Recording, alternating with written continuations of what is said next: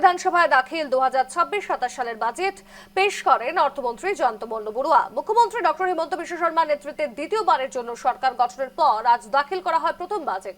এবারের বাজেট নিয়ে কতটা খুশি রামকৃষ্ণনগরবাসী শোনাবো আপনাদের।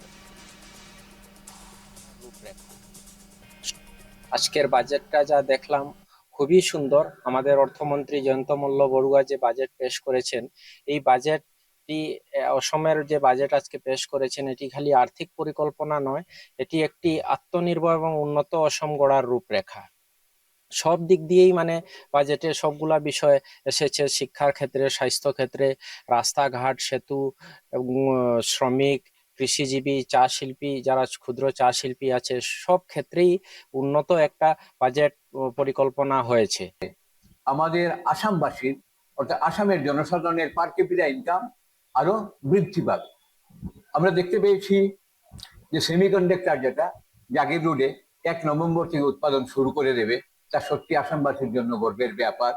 এবং আগামী 5 বছরে 2 লক্ষ নতুন ভাবে বেকারদের চাকরি দেওয়ার প্রতিশ্রুতি এবারের বাজেটে দেওয়া হয়েছে, যা সত্যি আমাদের গর্বের বিষয়।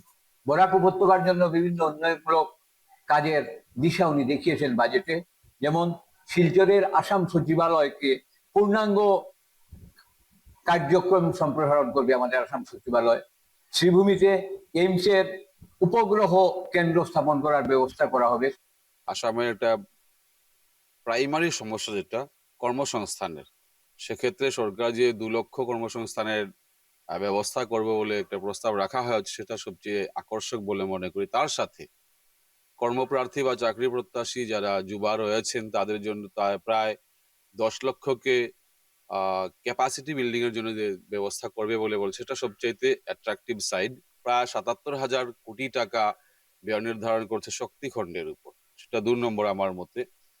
এবং 3 নম্বরটা হচ্ছে আমাদের বরাক ভ্যালির জন্য যেটা করেছে, বিশেষ করে শিলচরে একটা চিড়িয়াখানা, এবং তার সাথে আরো একটা প্রপোজাল ছিল শিলচরে বরাকের উপর আরেকটা যে সেতু তৈরি হবে, সেটা আমাদের বরাকের জন্য বেশ সুখবর বলে মনে করি।